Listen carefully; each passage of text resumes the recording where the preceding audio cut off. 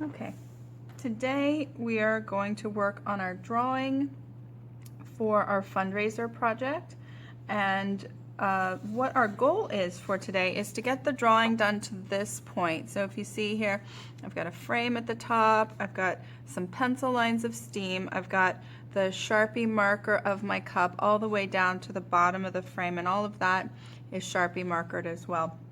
So that's our goal for it. What I wanted to talk about first were the steps to get us started so that next week when we come in we can start painting.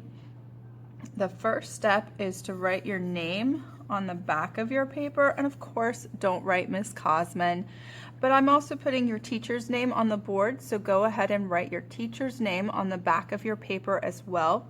That's going to help keep everything sorted and organized so that we don't lose your paper. All right, take up another 30 seconds or so to get that done.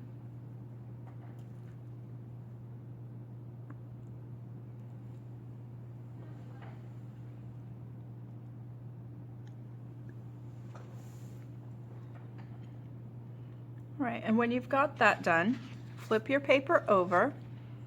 The next step is we need to frame out your picture and put a border around it. The reason we do that is because the company that I send these to said that a border would add interest, 1 inch wide is best, and it helps to keep your art away from the edge. And what happens then is when they scan your picture into their computer, sometimes things on the edge of the paper don't get scanned in properly to the computer. So any details on the edge are going to get missed. But if we put a border on there, they definitely won't get missed. So what we do is take that border, take your paper, and you can choose the kind of border you want. You can go with a straight line, you can do a wavy line. If I do it on the back here for you, I can show you the different examples. You could do a straight line, or maybe you don't like straight lines, maybe you prefer wavy lines. Keep it close to the edge because this is just the frame. This is not the main picture, the main idea. Maybe you prefer zigzag lines. Maybe this is the kind of frame you would like to have. Maybe you'd like a dashed and dotted line instead for your frame. Whichever style of line you choose, stick with that style for all four. So don't do one on each side as in this example. You want to go ahead and choose one style and do that on all four. And that's called unity in art. That makes everything look like it belongs together. I'm just going to stick with that straight line. And if it's a little wobbly, a little wavy, it just makes it more interesting. So don't worry if it's not too straight. It'll still be a good picture in a good frame. Do all four corners, all four edges, trying to stay about the same distance away on all four. All right. After you get this far, then you have to decide what kind of direction you want your paper to go. Do you want it to go the vertical way like I have mine, or do you want it to be the horizontal format and turn your paper sideways? This is completely your choice. You're the artist. You get to make this decision. I'm going to go with the vertical format on my paper. Now the next step is to take the halfway mark of your paper and go just a little bit above. And for that, that's where we're going to put our oval. And I'm going to do nice sketchy lines in mine. So I'm going to do mine 3 or 4 times. There we go. All right. Nice and big. The bigger you make it, the easier it's going to be to paint. If you do real teeny tiny drawing like this, that's going to be very difficult to paint next week. That's a difficult painting to make. So if you accidentally go too small, just get one of my white erasers out and go ahead and erase that out. All right. Now don't worry about your extra lines and the sketchy lines. We'll get to those later. After you've got your oval set, then you're going to go ahead and do the sides. Now I like those curvy sides by Miss Diana White. I like hers a lot, so I'm going to put that and add that to mine as well. But if you like straight lines, do the straight lines. If you like diagonal lines, do the diagonal lines. Take about 30 seconds to get your oval and your sides on there.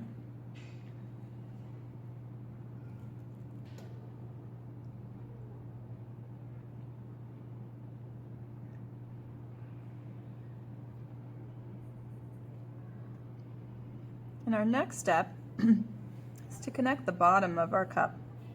And remember, there's a magic way to do that. There's a magic line that's going to make all of the drawing that we do today look three-dimensional. And that is just this simple smiley face line. As long as it's a curved smiley face line like that, that's going to make your cup pop right off your paper. And that's our goal for this project.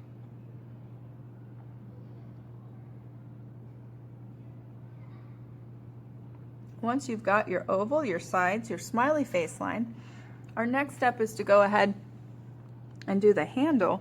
And for this part, you're just going to choose which side of the paper has the biggest amount of space available. So to me, it looks like the left-hand side of my paper has more space. And you can do a halfway heart, or you can do a sideways rainbow, or you can make up your own if you want. This is what Diana White had in hers, was that half a heart drawing, and I like that, so I'm going to add that to mine.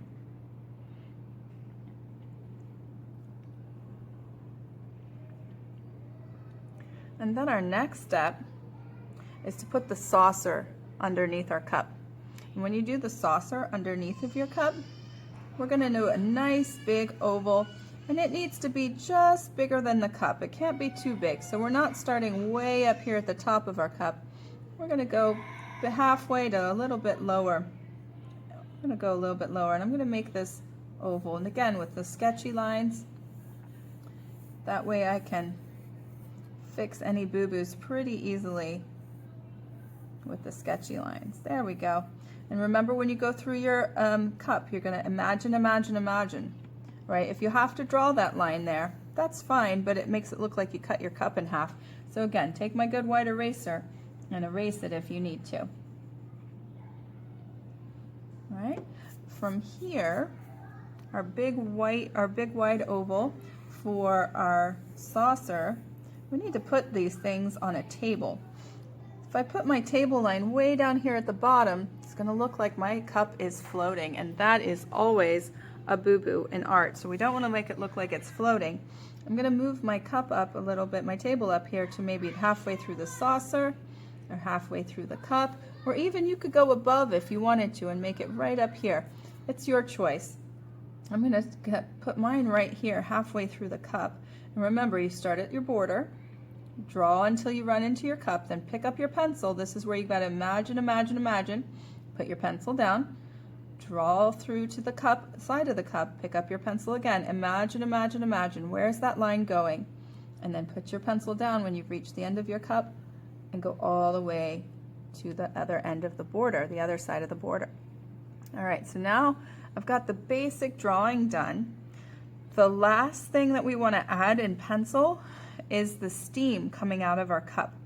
Now, I want to put a beautiful pattern inside my oval when we get to that part, so I'm going to make the steam just start at the edge of my cup so it doesn't interfere with my pattern.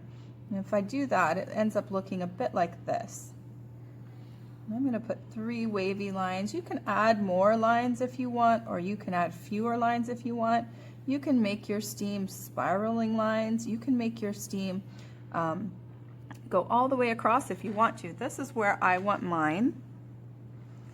All right, and then the last step for today with the pencil today is we're going to take those sketchy lines and make our best fit line.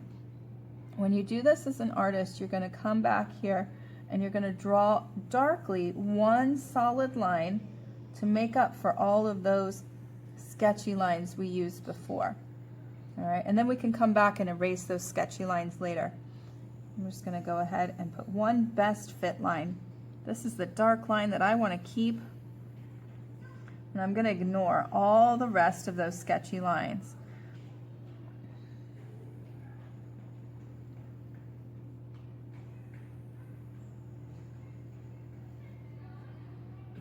Do it on my saucer.